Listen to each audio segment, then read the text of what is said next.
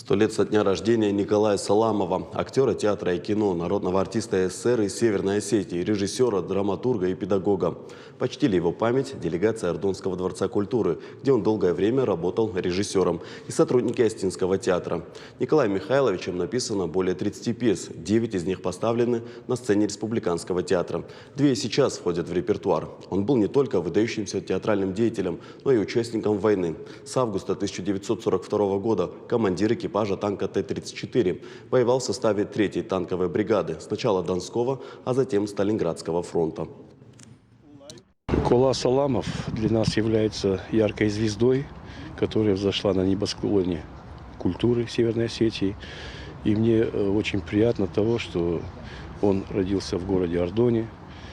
И как выходец из этого общества, сообщества, который считается кузницей талантов в Осетии, нашей осетинской культуры.